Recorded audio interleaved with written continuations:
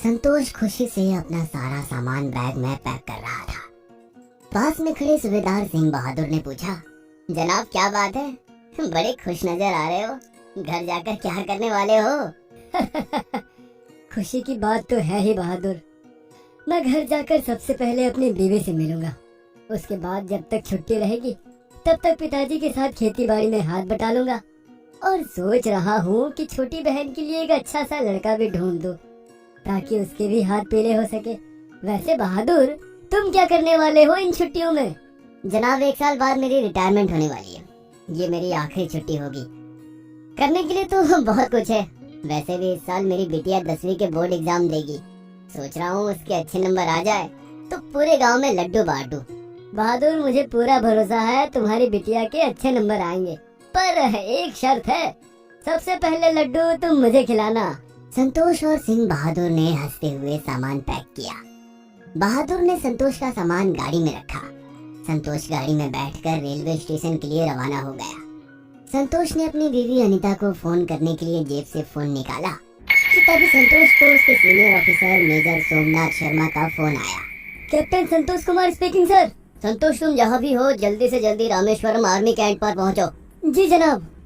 Call cut होते ही संतोष driver से कहकर सीधा रामेश्वरम जा पहुंचा। रामेश्वरम जाकर संतोष ने सिंह बहादुर से पूछा तो पता चला कि रामेश्वरम के समुद्री तट पर कुछ आतंकवादियों ने स्कूल की ओर से मुंबई के लिए टूर पर जा रहे बच्चों और टीचर्स के एक शिप को हाईजैक कर लिया, जिस वजह से पूरे आर्मी स्टाफ में भगदड़ का माहौल बना है। सिंह बहादुर ने संतोष को बताया कि मेजर सोमनाथ शर्मा ने उन्हें तुरंत बुलाया है। मेजर सोमनाथ शर्मा ने संतोष और बहादुर के अलावा 10 सिपाही और बुलाए थे। मेजर ने 4-4 सिपाहियों की 3 टीम बनाई थी। हर एक टीम के कैप्टन को अलग अलग तरीके से एंट्री करने के लिए प्लान बताए गए। मेजर सोमनाथ शर्मा ने हर टीम को उसका एक कोड नेम दिया। संतोष टीम सी के कैप्टन था, जिसमें उसकी टीम में सिंह बहादुर भी था। टीम ए को बोट के जरिए बातचीत से सब ठीक करने का काम मिला। टीम बी हेलीकॉप्टर के जरिए शिप पर निशाना बनाए रखेगी और हरकत होने पर तुरंत एक्शन लेगी। टीम सी को सबसे मुश्किल टास्क मिला। टीम सी को पानी के अंदर तैर कर जाना होगा और शिप के पिछले हिस्से से एंट्री करनी होगी। मौका मिलते ही हालात पर काबू पाने की कोशिश करनी होगी। तीनों टीमें अपनी अपनी पोजीशन लेने के लिए रवाना हो गई। संतोष ने सूबेदार सिंह बहादुर से हंसते हुए कहा, बहादुर, ये मिशन पूरा करते हैं, फिर तुम अपनी आखिरी छुट्टी पर जरूर जाना। ये कहकर टीम सी अपनी पोजीशन लेने के लिए नाव से पानी में कूद जाती है। इसके आगे का सफर उन सबको पानी के अंदर रहकर तय करना था। दोनों टीम अपनी पोजीशन ले लेती है। वही टीम सी भी शिप के पिछले हिस्से पर रस्सी डालकर शिप पर एंट्री करते हैं और चिमनी के रास्ते से छुपते हुए शिप के बेसमेंट में पहुंच जाते हैं। आतंकवादियों ने टीचर्स को बंधक बना लिया और टीम ए से बातचीत करने के लिए जहाज के खुले हिस्से में आ गए। टीम ए के कैप्टन सुधीर सिंह ने आतंकवादियों से कहा, आप सभी अपने हथियार डाल दें और जल्दी से जल्दी खुद को हमारे हवाले कर दें। तभी आतंकवादियों के मुखिया ने कहा, अरे वाह कप्तान, है तुमने तो बड़ी सही बात कही। अगर हमें सरेंडर करना होता तो हम ये सब क्यों करते। दूसरी ओर कैप्टन मनदीप की टीम बी हेलीकॉप्टर से शिप को एनालाइज करती है। कैप्टन मनदीप अपने साथियों को माइक्रोफोन के जरिए बताते हैं उन्हें अब तक 8 आतंकवादी दिखाई दिए हैं, जिसमें 4 आतंकवादियों ने टीचर्स को बंधक बनाया है। एक आतंकवादी शिप के कंट्रोल रूम में कैप्टन और उसके साथियों पर बंदूक तान कर खड़ा है। उसी के साथी ने पास के हॉल में बच्चों को बंधक बनाकर रखा है। 2 आतंकवादी शिप में सिक्योरिटी के तौर पर घूम रहे हैं। मेजर सोमनाथ शर्मा इस पूरे मिशन को हैंडल कर रहे थे। उन्होंने टीम डी को ऑर्डर दिया, संतोष अपनी टीम के साथ आगे बढ़े और किसी बच्चे आम आदमी को नुकसान पहुंचाए बिना बेसमेंट के 2 आतंकवादियों को बेहोश करके अपने हवाले ले लें। संतोष ऑर्डर को फॉलो करता हुआ आगे बढ़ता है।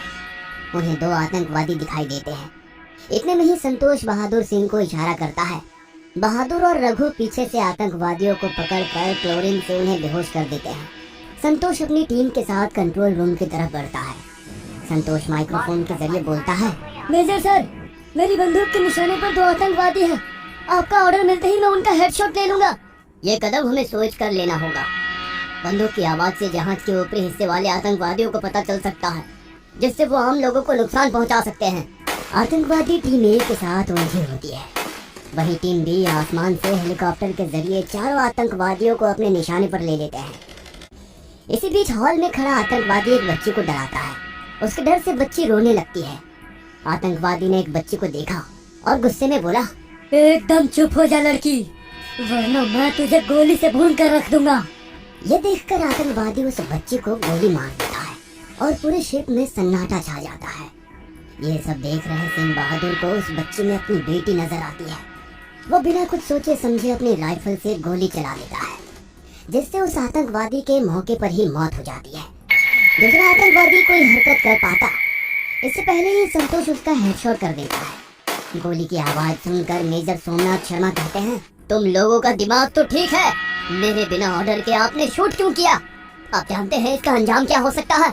गोली की आवाज जहाज के ऊपर वाले हिस्से में खड़े आतंकवादियों को आती है। टीम बी के एनालाइज के मुताबिक जहाज में 8 आतंकवादी थे, जिसमें से 2 कैद में और 2 मर चुके थे, लेकिन असल में जहाज में 12 आतंकवादी थे।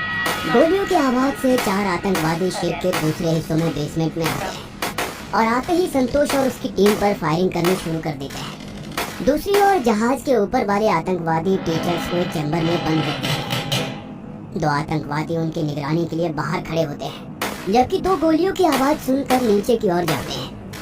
संतोष की टीम आतंकवादियों से लगातार लड़ती है।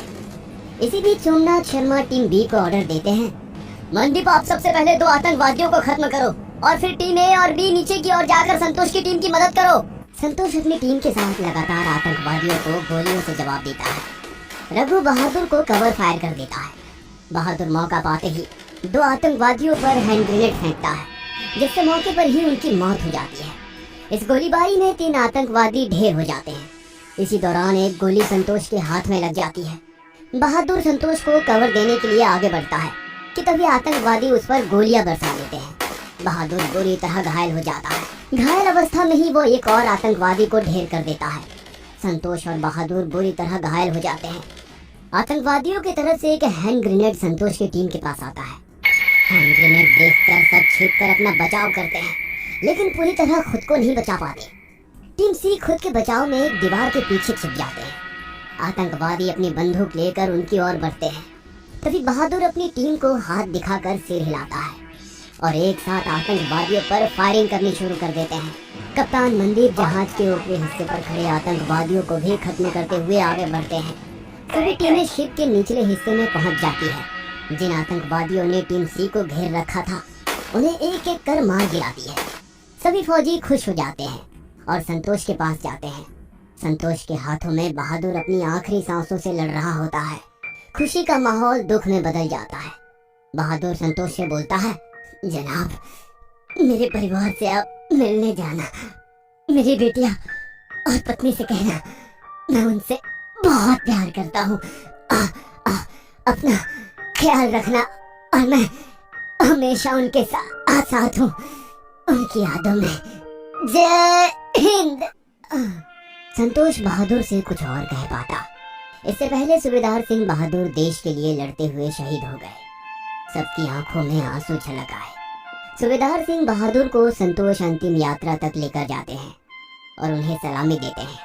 संतोष बहादुर के चिता पर खुद से ये वादा करते हैं कि वो उनकी बिटिया की जिंदगी भर ख्याल रखेंगे और उसे पिता की कमी कभी महसूस नहीं होने देंगे।